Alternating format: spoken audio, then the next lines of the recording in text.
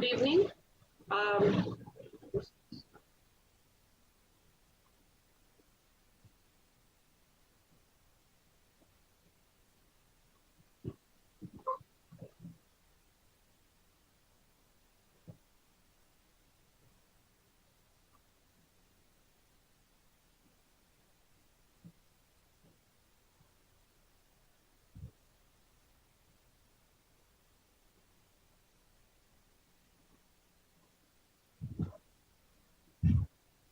Good evening.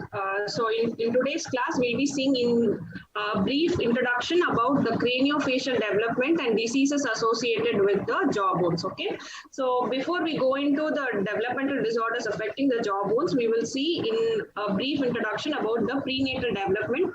So prenatal development as in so it's very important for you to know, because from the stage of the fertilized egg to the complete formation of a fetus, each and every stage and the time period at which each structure formed is very important. So each thing can be a 1 mark question. So in this condition, it's very important to know the development of the germ layers, that is the ectoderm, endoderm and mesoderm. From there only you get the complete formation of a fetus. So each and every structure and the time of development is very important. So the time of development of the germ layers and the nutritional membrane is very important. That time here is 8th to 20th day of life. So this particular time can be asked as an individual question. Okay.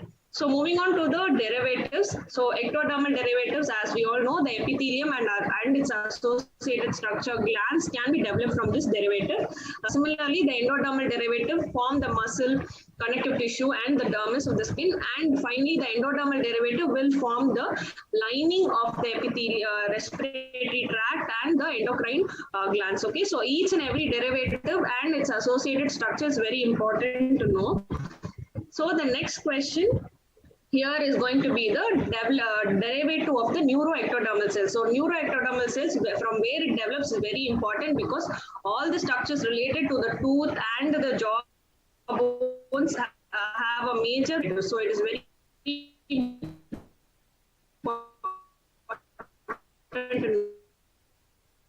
Arches. So brachial arches, as we all know, each and every arch is going to develop into a distinctive structures, and from there only we are going to get the oral cavity and the head and neck structure. So it's very important to know the brachial arches and their derivatives.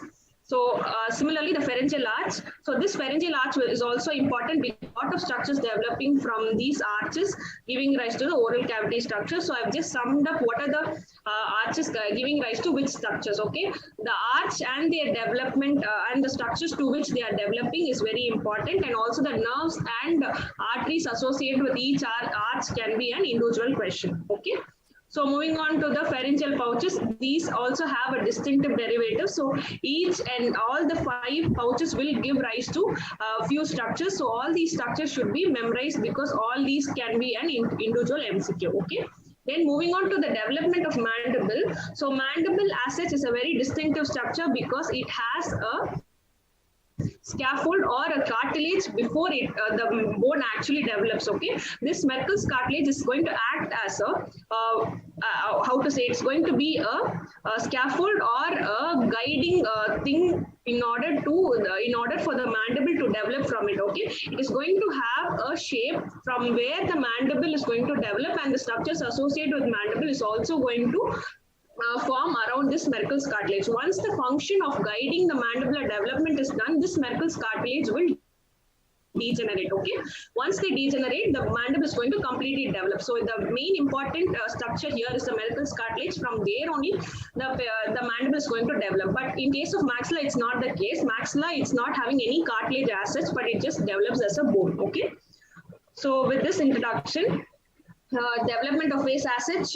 it's very complicated, because it has its development from the arches as well as the pouches. So together with both these brachial arches and the pharyngeal pouches, it is going to develop into a complete facial structure. Okay, this developmental stages is very important as a MCQ question. So moving on to the genes that are regulating, as I said earlier in the last class, all the homeobox genes are very important for the development of face and the oral cavity. So each and every gene and their associated function is very important to know.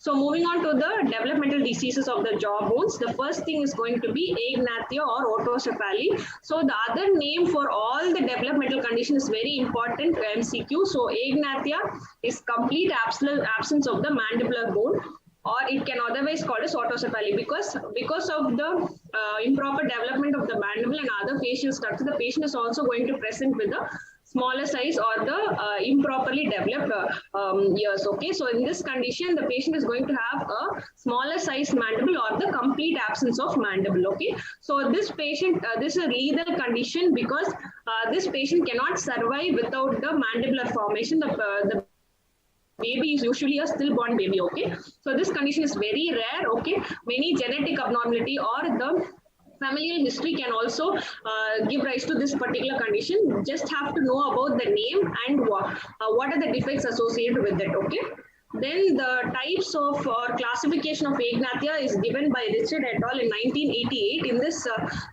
you can see 4 important types. First thing is going to be only the micrognathia alone. The second thing is going to be micrognathia with holoprosencephaly, and the third condition is the combination of three deformities, basically the micrognathia, situs inversus, and visceral abnormalities. And the fourth condition is going to be complete absence of mandible with holoprosencephaly, situs inversus, and the visceral anomalies. Okay. Then going on to micrognathia. So micrognathia, we have seen many patients having this particular condition. So it is going to be smaller sized mandible. Okay, this micrognathia is basically of 2 types, true and pseudo. Okay, true is something that it can be either congenital or an acquired condition. It can be from the birth, or it could be a condition acquired after the growth of the individual. Okay, so the pseudo micrognathia is nothing but the patient is not having the condition as such, but the structures related to the mandible is giving a appearance as if the person is having micrognathia. Basically, if the patient is having a bigger sized tongue, okay, if the tongue is going to be of the bigger size other than the normal size. Okay, so this particular patient can have appearance as though he is having a smaller sized mandible. Okay, other than that, forwardly placed maxilla or the more backwardly placed mandible sometimes can also mimic a condition like pseudo micrognathia. Okay, so we have to assess whether the condition is a true micrognathia or a pseudo micrognathia. Okay, and treat accordingly. So this particular condition can be caused by the congenital conditions that is associated with some syndromes, or it can be a chromosomal abnormality, or sometimes the Mendelian traits like autosomal dominant or recessive conditions can also lead to this particular condition. And finally, autoimmune disease can also cause these type of micrognathia. Okay. Then its counterpart, the macrognathia, that is the patient is going to present with abnormally increased size of the mandible. So these increased size of bone growth can also always be expected in the hormonal change, that is increase in the growth hormone or pituitary hormone can lead to increased size of the mandible. Okay, this particular condition can be expected to seen in the pituitary gigantism, Paget's disease, acromegaly, and fibrous dysplasia. In this, Paget's disease and fibrous dysplasia is a bone-related overgrowth. Okay, so this can also mimic increased size of the mandible. Okay, so all these etiology behind the bigger size mandible is very important. So moving on to the next condition is the facial hemi hypertrophy. Okay, facial hemi hypertrophy. This particular condition is a localized one side of the mandible or any bony structure in the face is going to show an increased growth. Okay, one side of the face is going to show an increased size of the either a mandible or anything can be in an increased size, and this particular patient is going to present with the facial asymmetry. Okay, this particular condition is associated with many syndromes, very important MCQ. So syndromes associated with the hemifacial hyperplasia is very important question. Okay, here the patient can present with a bigger sized mandible, and also the one side of the face is going to appear enlarged and abnormal. Okay, this is associated with Beckwith-Wiedemann syndrome and neurofibromatosis and other important syndromes like McCune-Albright syndrome and even Proteus syndrome. Okay. So moving on to the type of facial hemiatrophy. So here you can hemi hypertrophy.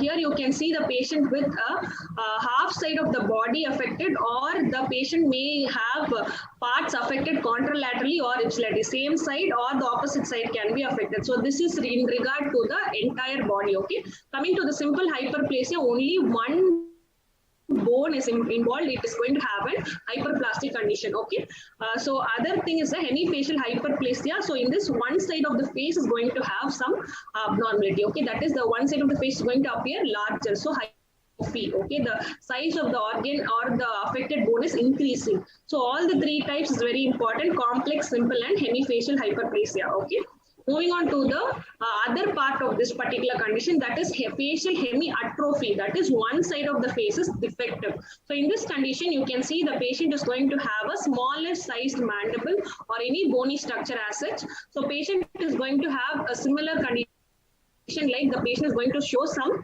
asymmetry of the face. Okay, in associated with this, you can also expect to see the patient is having a linear scleroderma. Scleroderma is nothing but an autoimmune condition having a increased production of connective tissue structures or fibrin.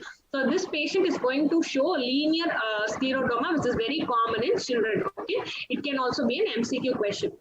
So moving on to the next condition, mandibulofacial dysostosis or Treacher-Collins syndrome. Treacher-Collins syndrome is a very important structure in which the patient is going to have defective facial bones. Okay, the facial bone is going to be hypoplastic, wherein the patient will present with a defective ear also. Okay, so all the conditions associated with this particular syndrome could be an individual MCQ question. Okay, the first is going to be abnormal or smaller sized facial bone, and patient is going to have blind fistulas in the eyes and in the angle of the mouth, and also patient is going to have an high arch palate and macrostomia. Macrostomia is nothing but a bigger sized mouth. Okay, all these conditions together will constitute Treacher-Collins syndrome, which is otherwise called as mandibulofacial dysostosis. Okay.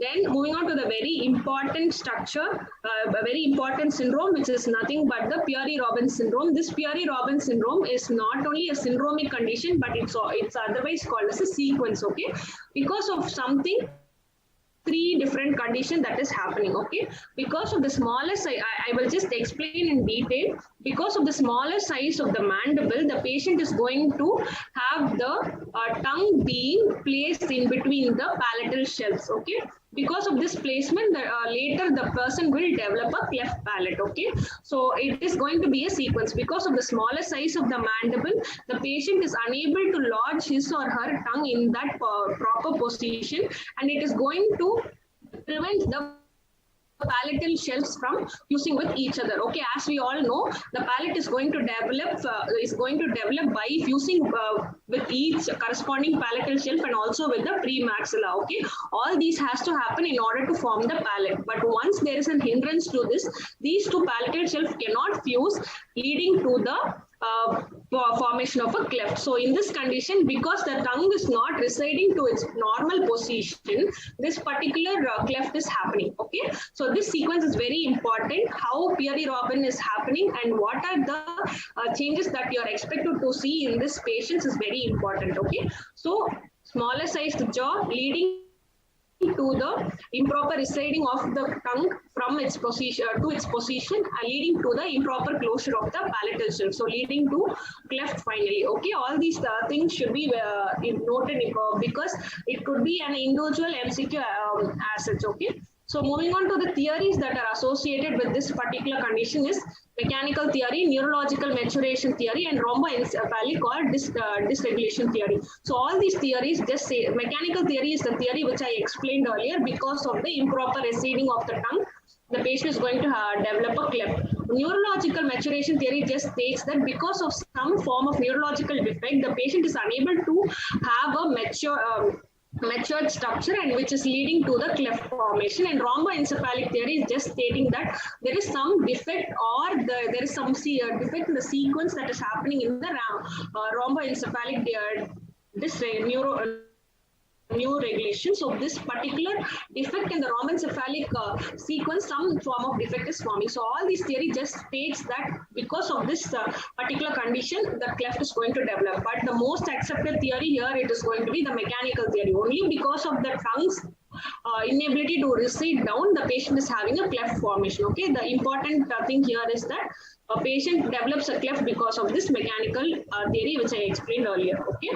Moving on to the questions for this particular session. So the syndromes associated with micrognathia. You options here: Treacher-Collins, Peary-Robbins, achondroplasia, and neurofibromatosis. So Treacher-Collins, obviously the patient is not having a smaller size mandible. The patient is having a defect in the facial bone. Okay, so it's not the answer. Peary-Robbins, yes, patient is having a smaller size mandible. Achondroplasia, no, patient is not associated with the micrognathia. And finally, neurofibromatosis, no, it's a skin condition which is related to skin lesions as well as the pigmentation. So it is not the answer. So the correct option here, it is going to be Peary-Robbins. Okay. The syndromes associated with hemifacial hypertrophy. So we discussed this particular thing in detail. So because of the increased size of the one affected bone, patient is going to have a asymmetrical face. So this can be associated with many syndromes, basically Beckwith-Weyman syndrome, Proteus syndrome, Vaughan Reckling-Hosnes neurofibromatosis, Klippel syndrome. Because all these syndromes are associated with hemifacial hypertrophy, the correct option for this question is going to be all the above. Okay. The most accepted theory behind Peary-Robbins anomaly. So each and every option is very important in this question. I will explain each and everything in detail. So oligohydramnios is nothing but reduced amount of amniotic fluid. So they are telling that because of the reduced amount of amniotic fluid, the patient is going to have difficulty in flexion and also restricted movement of the individual. So because of these restricted movement, the patient is developing a anomaly. Okay, the polyhydramnios is nothing but increased amount of amniotic fluid. Because of the increased amount of amniotic fluid, the patient is expected to have more amount of function or functional movement. Because of that, the patient is developing the anomaly. Is the second option. The third option is going to be mechanical theory. Okay, that we very well know. And finally, the neurological maturation theory. Out of all these, the mechanical theory is the most accepted one, but still you need to know about the other theories. Okay. So these are all the etiological factors that explain Peary-Robbins anomaly, but the most accepted is the question here. So you have to choose mechanical theory. Okay. Then moving on to the next question, other names of Peary-Robbins syndrome. So this question was also very important by itself because all the options you need to know. Okay. Seibold-Robin sequence is nothing but in this sequence you can see the patient is having a bigger sized tongue and the patient is having a micrognathia, okay, but the patient is not developing a clinically evident cleft palate. Okay, patient is not presenting with a clinically evident cleft palate. Okay, even though the patient have a micrognathia, he is not with the cleft palate. But in case of Fairbairn-Robin triad, the patient presents with cleft palate along with glossoptosis and micrognathia. Okay, so all the three things are present here. But in case of Seibold, the patient is not presenting with cleft palate. Okay, then Peary-Robbins anomaly. Obviously, it's the other name for the syndrome, and the last option is all the above. So since all the options are correct, here you can go in for all the above option because everything is just relating to Peary-Robbins syndrome. Just that you have to know which condition is having a cleft palate and which condition is not having a cleft palate. Okay. So moving on to prenatal diagnosis of disorders of jaw. So next question is prenatal diagnosis of disorders of jaw can be done using various methods. Okay, the basic method. So in this question, all the options is very important because fetal profiling is a one important diagnostic test that you can do to identify the disorders of jaw. So the next thing is going to be the assessment of relationship between the maxilla and mandible. Once you assess the relationship between the maxilla and mandible, you can come to a diagnosis of the disorders of the jaw because the in initial days the patient is going to have a forwardly placed maxilla and the mandible is going to be slightly behind the mandible. Okay, so this relationship can also be used to assess the disorders of the jaw. Finally, the sonographic method. The sonographic method is one ideal method to identify, because that will be the earliest test that is done to identify the defects in the fetus. Okay, then inferior facial angle, that is if the facial angle is going to be very low or very much behind, it is going to result in an inferior facial angle. This particular condition can be seen in the many facial deformities. Okay, with the inferior facial angle, you can just assess whether the patient is having disorders. Okay, for this particular question, all the methods can be used to assess the prenatal, can come to a prenatal diagnosis of the disorders of the jaw. With this, you can go in for option of all the above, because all the option is correct, and so I'm choosing all the above. Okay, I hope all these questions was useful. Thank you. So anything related to the syndrome and their other names and the time of development is very important in case of MCQs. Okay. Any questions?